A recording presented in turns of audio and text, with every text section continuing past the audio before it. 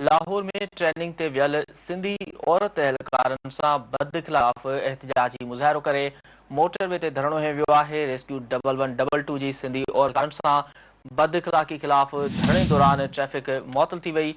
Police ऐं rangers जी वॾी नफ़री तरफ़ां सिंधी औरत ऐं मर्द एहलकारनि ते वहशाणो तशदुद कयो वियो आहे, जंहिं सबबि छिकताण बि वधी वई।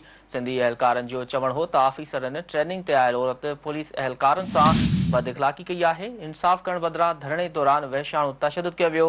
इहा अहम ख़बर आहे जेका अवां सां शेयर करे आहियूं। लाहौर में ट्रेनिंग ते वियल सिंधी औरत एहलकारनि सां बद इख़लाक़ी ख़िलाफ़ एहतजाजी मुज़ाहिरो करे मोटरवे ते धरणो हंयो वियो आहे। रेस्क्यू 1122 जी सिंधी औरत एहलकारनि सां बद इख़लाक़ी ख़िलाफ़ धरणे दौरान ट्रैफ़िक मुअतल थी वई। पुलिस ऐं रेंजर्स जी वॾी नफ़री तरफ़ां सिंधी औरत ऐं मर्द एहलकारनि ते वहशाणो तशदुद कयो वियो, जंहिं सबबि छिकताण वधी वई। सिंधी एहलकारनि जो चवणु हो त ऑफिसरनि ट्रेनिंग ते आयल औरत पुलिस एहलकारनि सां बद इख़लाक़ी कई आहे। इंसाफ़ करण बदिरां धरणे दौरान वहशाणो तशदुद कयो वियो। अहम ख़बर खां वाक़े आगाह करे आहियूं। लाहौर में ट्रेनिंग ते वियल सिंधी औरत एहलकारनि सां बद इख़लाक़ी ख़िलाफ़ एहतजाजी मुज़ाहिरो करे मोटरवे ते धरणो हंयो वियो आहे।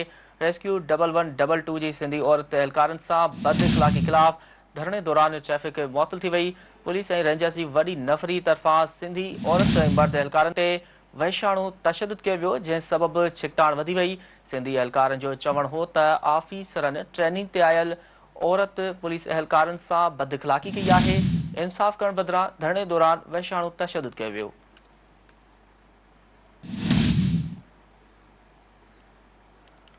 ब्रेकिंग न्यूज़ अवां सां शेयर करे आहियूं। लाहौर में ट्रेनिंग ते वियल सिंधी औरत एहलकारनि सां बद इख़लाक़ी ख़िलाफ़ एहतजाजी मुज़ाहिरो करे मोटरवे ते धरणो हंयो वियो आहे।